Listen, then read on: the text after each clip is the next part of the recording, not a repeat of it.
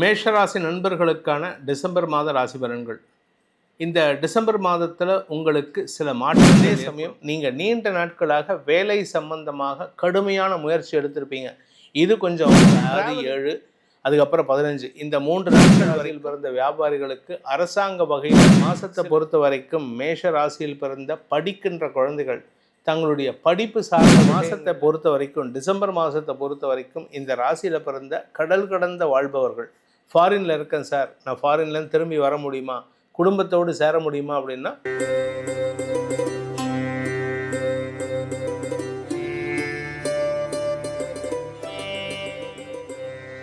ஓம் ஸ்ரீ குருப்யோ நமஹ.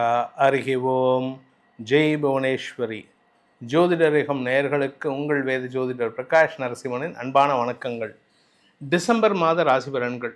இந்த மாதாந்திர ராசி பலன்கள் அனைத்தும் பொது பலன் மட்டுமே. திருக்கணித பஞ்சாங்க முறைப்படி கணிக்கப்படுகின்ற இந்த பலன்கள் உங்களுக்கு சாதகமாகவோ பாதகமாகவோ நடந்திட உங்களுடைய ஜனன கால ஜாதகம் மற்றும் தசாபக்திகள் துணை நிற்க வேண்டும். இந்த டிசம்பர் மாதத்துக்கு உண்டான கிரக நிலவரம் பார்த்திங்கன்னா, குரு பகவான் கடக ராசியில் வக்கரமாக இருக்கார், கேது சிம்ம ராசியில் சஞ்சாரம் பண்ணுறாரு, புதன் சுக்கிரன் ஆகிய கிரகங்கள் இந்த மாத ஆரம்பத்தில் புதன் துலாம் ராசியில் இருக்கார், சுக்கிரன் சூரியன் செவ்வாய் விருச்சிக ராசியில் இருக்கார், குருவின் 5ஆம் பார்வையில், வக்ர குருவின் 5ஆம் பார்வையில். அதே சமயம் ராகு கும்பராசியில் இருக்கார், சனி மீன ராசியில் இருக்கார். சனி நவம்பர் 28 வக்ர நிவர்த்தி அடைஞ்சிட்டார். சனிக்கு குரு பார்வை இருக்குது. இது டிசம்பர் 5 வரைக்கும் தான். இந்த மாதத்தில் ஏற்படக்கூடிய கிரக பயிற்சிகள் அப்படின்னு பார்த்திங்கன்னா, டிசம்பர் 5 அன்னைக்கு குரு வக்கரகதியில் கடகராசியிலிருந்து மிதுன ராசிக்கு பின்னோக்கி நகர்றாரு. அடுத்தது பார்த்திங்கன்னா, டிசம்பர் 6 அன்னைக்கு விருச்சிக ராசிக்கு புதன் துலாம் ராசியிலிருந்து விருச்சிக ராசிக்கு பயிற்சி ஆகிறார். செவ்வாய் தனுசு ராசிக்கு விருச்சிக ராசியிலிருந்து தனுசு ராசிக்கு டிசம்பர் 7 அன்னைக்கு பயிற்சி ஆகிறாரு. குரு பார்வையை விட்டு சனி பார்வையில் வந்துடுறாரு 7 அன்னைக்கு. ஆனால் அந்த 7 அன்னைக்கு பார்த்தீங்கன்னா ஆல்ரெடி 5ஆம் தேதியே குரு மிதுன ராசிக்கு போயிட்டாரு. ஸோ இந்த இடத்துலையும் குரு பார்வை வந்துடுது, ஆனால் வக்ர பார்வையாக இருக்குது. அதே சமயம் சூரியன் டிசம்பர் 15 அன்னைக்கு விருச்சிக ராசியிலிருந்து தனுசு ராசிக்கு பயிற்சி ஆகின்ற காரணத்தினால மார்கழி மாதம், அதாவது தனுர் மாதம் ஆரம்பம், தனுர் மாத பூஜை விடியற்காலையில் இந்த பிரம்ம முகூர்த்த நேரத்தில் போயிட்டு பெருமாள் கோயிலெல்லாம் போயிட்டு தேவார திருவாசகம், பெருமாள் கோயிலில் 4000 திவ்ய பிரபந்தம், சிவன் கோயிலில் தேவாரம் திருவாசகம்லாம் பாடி தெய்வங்களை வழிபடுவது விசேஷமான காலகட்டமாக இருக்கும். அதே சமயம் சுக்கிரன் டிசம்பர் 20 அன்னைக்கு சுக்கிரன் விருச்சிக ராசியிலிருந்து தனுசு ராசிக்கு பயிற்சி ஆகிறார். அப்போது அந்த தனுசு ராசியில் செவ்வாய் சூரியன் சுக்கிரன் ஆகிய 3 கிரக சேர்க்கைக்கு குரு மற்றும் சனியின் பார்வை வரும். அதே சமயம் 29 அன்னைக்கு டிசம்பர் 29 அன்னைக்கு புதனும் அந்த தனுசு ராசிக்கு பயிற்சி ஆகிறாரு. 4 கிரகங்களின் சேர்க்கை அந்த தனுசு ராசியில் ஏற்படுறது. இந்த மாதத்தை பொறுத்த வரைக்கும் இந்த கிரக நிலவரத்தை வச்சு தான் உங்களுக்கு பலன்கள் அமையப்போகிறது. அது எப்படிப்பட்ட பலன்கள்னு இப்போ பார்க்க போகிறோம். மேஷராசி நண்பர்களுக்கான டிசம்பர் மாத ராசி பலன்கள். இந்த டிசம்பர் மாதத்தில் உங்களுக்கு சில மாற்றங்கள் ஏற்படும். வேலை சம்பந்தமாக உங்களுக்கு சில மாற்றங்கள் ஏற்படும். நீங்கள் வேலைக்கு ட்ரை பண்ணி ஏமாந்து போயிருப்பீங்க. இந்த மாதம் அந்த ஏமாற்றத்திற்கு உண்டான பதில் கிடைக்கக்கூடிய வாய்ப்புகள் ஏற்படும். அதே சமயம் உங்களுடைய குறிப்பாக நல்ல விஷயம் என்ன அப்படின்னா, தந்தையுடைய ஹெல்த் விஷயத்தில் நல்ல முன்னேற்றம் ஏற்படுறதுக்கு வாய்ப்புகள் ஏற்படுகின்ற சிறப்பான சூழ்நிலை. 3ஆம் இடத்துலேருந்து 7ஆம் இடத்தை குரு பார்க்க போகிறாரு. இதில் ராசிநாதன் செவ்வாய் தசமஸ்தானத்துக்கு பாக்கியஸ்தானத்துக்கு பயிற்சி ஆகிறாரு. இதுவும் உங்களுக்கு ஒரு சந்தோஷத்தை கொடுக்கும். அதே சமயம் நீங்கள் நீண்ட நாட்களாக வேலை சம்பந்தமாக கடுமையான முயற்சி எடுத்திருப்பீங்க. இது கொஞ்சம் ட்ராவலிங்க்கு உண்டான வாய்ப்பை ஏற்படுத்தக்கூடிய வகையில் இருக்குது. இந்த வேலைக்கு ட்ரை பண்ணுறவங்க, வேலையில் இருக்கிறவங்க அஃபிஷியலாக நிறையா ட்ராவல் பண்ணுற மாதிரி சூழ்நிலை வருது. இந்த சூழ்நிலை காரணமாக உங்களுக்கு பண செலவுகள் அதிகரிக்கக்கூடிய மாதமாக இருக்கும். இந்த மாதத்தில் 2ஆம் வீட்டு அதிபதியான சுக்கிரன் அஷ்டமஸ்தானத்தில் இருக்கார். அஷ்டமஸ்தானத்திலேருந்து பாக்கியஸ்தானத்துக்கு போக போகிறாரு. இந்த 2 விஷயங்களும் உங்களுக்கு வருமானத்திற்கு உண்டான வாய்ப்பை ஏற்படுத்தும். செலவுகளுக்கு எந்த அளவுக்கு வருதோ அதே அளவுக்கு வருமானத்தை கொடுக்கக்கூடிய வகையில் இருக்குது. குடும்பத்துக்கு 8ஆம் இடம், குடும்பஸ்தானத்துக்கு 8ஆம் இடத்துல 3 கிரக சேர்க்கை இந்த மாதம் ஆரம்பத்தில், அதாவது 6, 7 அதுக்கப்புறம் 15 இந்த 3 நாட்கள் வரைக்கும் இந்த 8ஆம் இடத்துலேருந்து 2ஆம் இடத்தை நிறைய பேர் பார்க்குறதுனால குடும்பத்தில் அடுத்தவர்களின் குறுக்கீடு இருக்கக்கூடிய வகையில் இருக்குது. குடும்பத்தில் எதிரிகளின் தொல்லையும் இருக்கக்கூடிய வகையில் இருக்குது. குழந்தைகள் விஷயத்தில் இந்த மாதம் பார்த்திங்கன்னா உங்கள் பேச்சுக்கு எதிர்வாதம் பண்ணிகிட்டு இருப்பாங்க. அதுவும் 15ஆம் தேதி வரைக்கும் உங்கள் பேச்சை கேட்க மாட்டாங்க. நீ என்ன சொல்கிறது, நான் என்ன கேட்குறதுன்னு. அதனால் குடும்ப தலைவிகளாகட்டும் தலைவர்களாகட்டும், குழந்தைகள், படிக்கிற குழந்தைங்க, காலேஜுக்கு போகிற குழந்தைங்க, வேலைக்கு போகிற குழந்தைங்ககிட்ட ரொம்ப க்ளோஸாக பேச வேண்டாம். அவங்க செய்யக்கூடிய சின்ன சின்ன தப்பை கூட நீங்கள் கேள்வி கேட்டிங்கன்னா தேவையில்லாத மனஸ்தாபம் வரத்துக்கு வாய்ப்பு இருக்குது. அரசாங்க வகையில் இந்த வியாபாரிகளுக்கு, மேஷராசியில் பிறந்த வியாபாரிகளுக்கு அரசாங்க வகையில் சில தடுமாற்றங்கள் ஏற்படுகின்ற சூழ்நிலை. அது சூரியன் 8ஆம் இடத்துல இருக்கிற வரைக்கும் தடுமாற்றம் ஏற்படும். 9ஆம் இடத்துக்கு போகும்பொழுது நல்ல முன்னேற்றம் ஏற்படுறதுக்கு வாய்ப்பு இருக்குது. சுக்கிரன் 9ஆம் இடத்திற்கு போகும்பொழுது அநேக லாபங்கள் ஏற்படக்கூடிய வாய்ப்புகள் இருக்குது. இந்த மாதத்தை பொறுத்த வரைக்கும் மேஷ ராசியில் பிறந்த படிக்கின்ற குழந்தைகள் தங்களுடைய படிப்பு சார்ந்த விஷயங்களில் பிடிவாதத்தை விடுத்தால் நல்லது. உங்கள் வீட்டில் இருக்கிறவங்க உங்களுக்கு சொல்லக்கூடிய அட்வைஸ் யாருக்காகனா உங்களுக்காக தான்.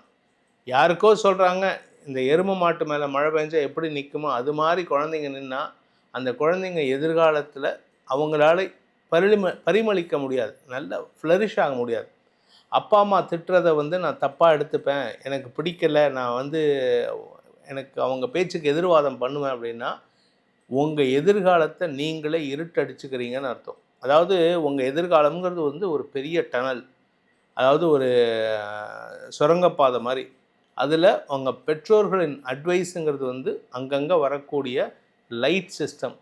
நீங்கள் அப்பாவுக்கு எதிர்த்து பேசி அம்மாவை அவமானப்படுத்தினீங்கன்னா அந்த உள்ளே போகிற அந்த குகைக்குள்ளே போகிற அந்த சுரங்கப்பாதையில் போகக்கூடிய அந்த லைட் சிஸ்டத்துக்கு உண்டான எலக்ட்ரிக்கல் நெட்வொர்க்கை கட் பண்ணுறீங்கன்னு அர்த்தம். You are disturbing your future life.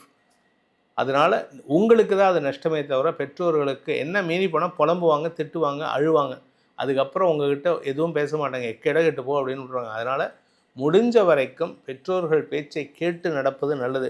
ஆக்சுவலாக இப்போ it is the right time for marriage. அதாவது இளம் வயது ஆண் பெண்கள், அதாவது மேஷ ராசியில் பிறந்தவங்களுக்கு ஒரு கேள்வி வரும், சார் 7.5 சனி நடக்குது, நீங்கள் தானே கல்யாணம் பண்ணக்கூடாதுன்னு சொன்னீங்க, இப்போ கல்யாணம் ரைட் டைம் ஃபார் மேரேஜ்னு சொல்கிறீங்கன்னா இப்போ ஒரு சான்ஸ் இருக்குது. இந்த சான்ஸை விட்டுட்டிங்கன்னா அதுக்கப்புறம் 2032க்கு மேலே தான் உங்களுக்கு திருமண யோகம் வருமே தவிர அதுக்கு முன்னாடி திருமண யோகம் வராது. ஸோ இந்த சான்ஸை விடாதீங்க அப்படிங்கிறதுனால தான் நான் சொல்லிகிட்ருக்கேன். அதே சமயம் இந்த ராசியில் பிறந்த உத்தியோகஸ்தர்களுக்கு பதவி உயர்வு கிடைப்பதில் இருந்த தடுமாற்றம் 15ஆம் தேதிக்கு மேலே சாதகமான பலன்களை ஏற்படுத்தக்கூடிய வகையில் இருக்கும். ஏன்னா சூரியன் 8ஆம் இடத்துலேருந்து 9ஆம் இடத்துக்கு போகும்போது மேல் அதிகாரிகள் உங்களை யார் ரெக்கமெண்ட் பண்ணமோ அவங்க 15ஆம் தேதி வரைக்கும் எதிர்வாதம் செஞ்சிட்ருப்பாங்க. வேண்டாத பேச்சுக்களை பேசி உங்களை வளர விடாமல் தடுப்பாங்க. ஆனால் அதுக்கப்புறமா அந்த 15ஆம் தேதிக்கு மேலே குரு பார்வை சனி பார்வையில் வரும்பொழுது உங்களுக்கு இடமாற்றம் ஏற்படுறதுக்கும் பதவி உயர்வு கிடைக்கிறதுக்கும் வாய்ப்பு இருக்குது. அரசாங்க ரீதியாக இந்த வியாபாரிகளுக்கு சற்று தடுமாற்றம் இருக்கக்கூடிய வகையில் இருக்குது. நிலம் சார்ந்த தொழில் செய்பவர்களுக்கு, ரியல் எஸ்டேட் பண்ணுறவங்க, கன்ஸ்ட்ரக்ஷன் பிஸ்னஸ் பண்ணுறவங்க, விவசாயம் சார்ந்த தொழில் செய்பவர்களுக்கெல்லாம் 4ஆம் வீட்டு அதிபதியான 4ஆம் வீட்டில் இருக்கக்கூடிய குரு பகவான் 4ஆம் இடத்தை விட்டு வெளியில் பின்னோக்கி நகர்றதுனால உங்களுக்கு மீண்டும் ஒரு வசந்த காலம் துவங்கக்கூடிய வாய்ப்புகள் ஏற்படும். மழை வருஷிக்கக்கூடிய வாய்ப்புகள்லாம் இருக்குது. ஆனால் அது எப்போ வரைக்கும்னா 15ஆம் தேதி வரைக்கும் தான். அதுக்கப்புறம் சூரியனுக்கு நேர் பார்வையில் குரு வந்துடும்போது இந்த மழையினுடைய தாக்கம் குறையக்கூடிய வாய்ப்புகள் ஏற்படும். இந்த மாதத்தை பொறுத்த வரைக்கும், டிசம்பர் மாதத்தை பொறுத்த வரைக்கும் இந்த ராசியில் பிறந்த கடல் கடந்த வாழ்பவர்கள், ஃபாரினில் இருக்கேன் சார், நான் ஃபாரின்லேருந்து திரும்பி வர முடியுமா, குடும்பத்தோடு சேர முடியுமா அப்படின்னா இந்த மாதம் உங்களுடைய பாரத தேச இந்திய பயணம் தடுமாற்றத்தை சந்திக்கும். திரும்பி வரத்துக்கு உண்டான வாய்ப்புகள் இல்லை. இந்த ராசியில் பிறந்தவங்களுக்கு வயது முதிர்ந்தவர்களாகட்டும், இளைஞர்களாகட்டும் ஆரோக்கிய விஷயத்தில் கொஞ்சம் கவனமாக இருக்கணும். ஆனால் 5ஆம் வீட்டு அதிபதி சூரியன் அஷ்டமஸ்தானத்திலும் 6ஆம் வீட்டு அதிபதி புதன் 7ஆம் இடத்துலையும் இருக்கிறதுனால உங்களுக்கு உங்களுடைய ஆரோக்கிய விஷயத்தில் மருத்துவ ரீதியான சங்கடங்கள், மருத்துவம், ஆப்ரேஷன் இதெல்லாம், இந்த இரத்த காயம் இதெல்லாம் நடக்கிறதுக்கு வாய்ப்பு இருக்கிறதுனால கொஞ்சம் பொறுமையாக கவனமாக இருந்துக்கோங்க.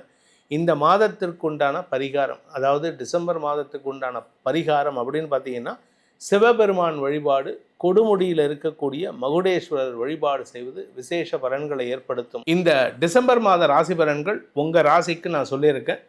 உங்களுடைய தனிப்பட்ட ஜாதகத்துக்கு இந்த கோச்சார பலன்கள் எப்படி பொருந்துறது, எப்படிப்பட்ட பலன்கள் தெரிய போகிறது, கொடுக்க போகிறது அப்படிங்கிறது யாருக்காவது தெரிஞ்சுக்கணும்னு ஆசைப்பட்டு, இல்லை உங்களுடைய எதிர்காலத்தை திட்டமிடுவதற்கு, உடனே ஜோசியம் வந்து நெகட்டிவ் தான் எல்லாரும் சொல்கிறாங்க அப்படி இல்லை, வரக்கூடிய மேடு பள்ளங்களை தெரிந்து கொள்வதற்கு ஜோதிஷத்தை பயன்படுத்த வேண்டும்.